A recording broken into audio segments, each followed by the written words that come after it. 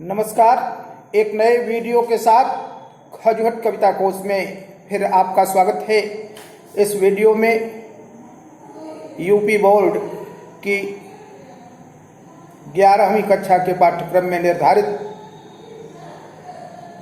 सूरदास कृत वात्सल्य शीर्षक कविता की सरल और सरस व्याख्या प्रस्तुत की गई है। देखें, हरि जू की बाल छवि कहूं बरन, हरि जू की बाल छवि कहूं बरन, सकल सुख की सीम कोटि मनोज शोभा हरन, भुज भुजंग सरोज नयननि बदन विधु जित लरनि, रहे विवरण सलिल नभ उपमा अपर दुर्डरन, मंज में चुक मृदुल तन अनुहरत भूषण भरनि, मनहु सुभग सिंगार शिशुतर फरियो अद्भुत भरन, चलत पद प्रतिबिंब मणि आंगन घुटरुगन करन, जलज संपुट सुभग छवि भरि लेति उर जन धरन, पुण्य फल अनुभवति सुतहि बिलोकि कै नंद घरनि, सूर प्रभु उर्वशी किलकनि ललित लर खरन।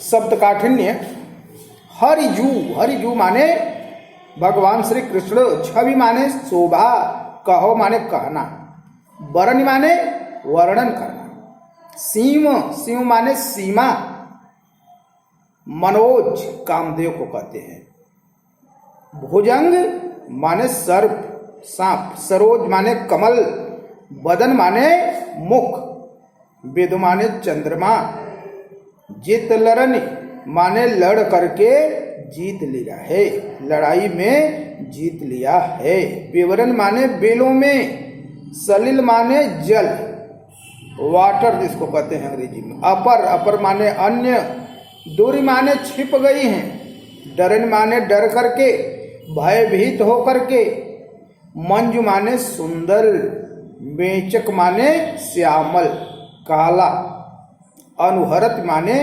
अनुरूप समता करना, सुभग माने सुंदर, सिंगार शिशुतर, सिंगार माने श्रृंगार का शिशु, शिशु माने बच्चा होता है, तरु माने पेड़ पौधा वृक्ष, तो वृक्ष का बच्चा माने छोटा पेड़, सिंगार शिशु तरु, श्रृंगार का छोटा सा पौधा पेड़, फरियो माने जिस पर फल लगे हो, जो फल, फरन माने फलों से फल,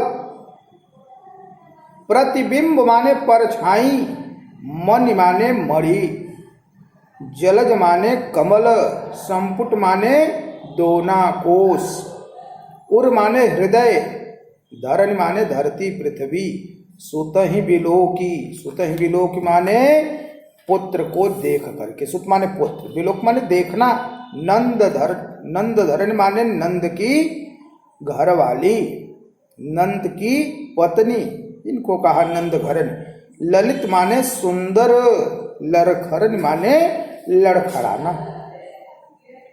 संदर्भ इसका यही होगा।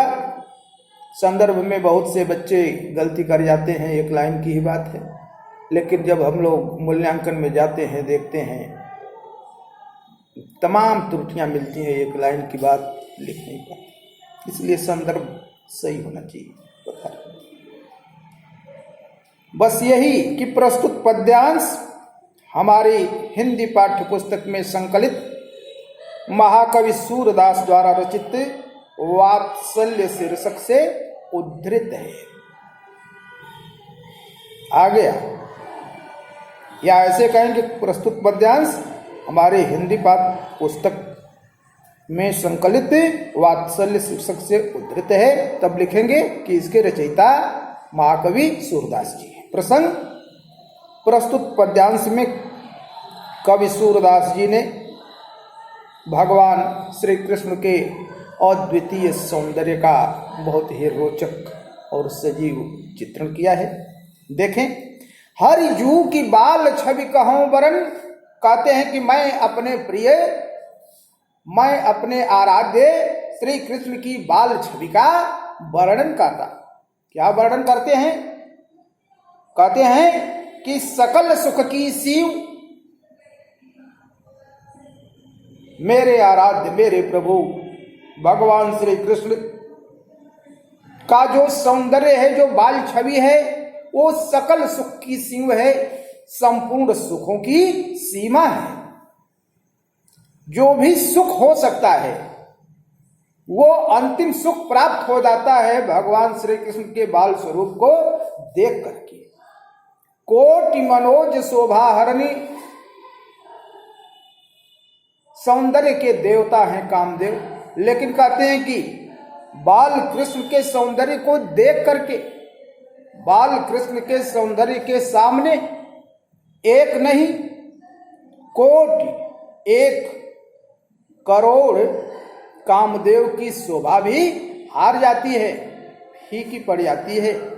करोड़ों कामदेव के सौंदर्य को भी हर लेने वाली। तुलनात्मक बता रहे हैं, थोड़ा सा तुलना किया प्रभु कृष्ण के अंगों की। कहा कि भुजंग, भगवान कृष्ण की भुजाओं ने भुजंग को, भुजंग माने सांप, सर्प, बड़ा ही सुंदर। सरोज नयननी, नेत्रों ने सरोज को, कमल को। बदन विधु, विधु माने चंद्रमा, बदन माने मुख, मुख ने चंद्रमा को। जित लरनी, लड़ करके जीत लिया है, वैसे नहीं जीता, निर्विरोध नहीं जीत लिया, लड़ करके जीता है, पक्की बात है। रहे विवरण सलिल नभ उपमा अपर दुर्डरन, कहते हैं कि इसीलिए रहे विवरण, भुजाओं से हार करके, भुजाओं से लज्जित होकर के, शर्मा करके कहां चला गया? सांप विवरण बिल में रहने लगा। सरोज नयननी, नेत्रों से लज्जित होकर के, शर्मा करके, हार करके कमल जल में चला गया। लोग कहते हैं गांव में कि चुल्लू भर पानी में डूब मरो, शर्म की बात होती है। और कहते हैं कि बदन विधु जित लरन, और भगवान श्री कृष्ण के मुख ने लड़ करके किसको जीत लिया? चंद्रमा को जीत लिया है। इसलिए वो कहां चला गया? वो चला गया नभ में, आकाश में। इतना गिनाया अन्य अंगों की जिससे उपमा दी जा सकती है, उन उपमानों का नाम नहीं ले रहे हैं महाकवि सूरदास जी। कहते हैं उपमा अपर दुर्डरन, दूसरी जी उपमाएं हैं जिनकी उपमा दूसरे अंगों से दी जाती। वो उपमान वो क्या हो गए? मारे डर से, मारे भय से छिप गए कहीं न कहीं, वो सामने नहीं आ रहे। मंजू मेचक मृदुल तनु अनुहरति भूषण भरन, कहते हैं प्रभु श्री कृष्ण की। मंजू मेचक मृदुल तन, सुंदर श्यामल और कोमल शरीर, मंजू मेचक और मृदुल, सुंदर श्यामल और कोमल शरीर, अनुहरत भूषण भरन। अनुहरत माने अनुसार होता है। भाव यह है कि वैसे ही जैसे उनका सुंदर शरीर है, वैसे ही सुंदर सुंदर गहनों से भरा हुआ है, सुंदर सुंदर गहनों से सजा हुआ है, सुशोभित हो रहा है। तो शरीर सुंदर है, गहने सुंदर हैं, सुंदरता में और 4 चांद लग गया। मनहु सुभग श्रृंगार शिष्टर फर्यो अद्भुत फरन, कहते हैं महाकवि सूरदास की। देखने पर लगता है जैसे सुभग श्रृंगार शिशुतर की कोई श्रृंगार का सुंदर छोटा सा पौधा हो। शिशु बच्चे को कहते हैं, वृक्ष का बच्चा क्या होगा? मतलब छोटा सा पौधा।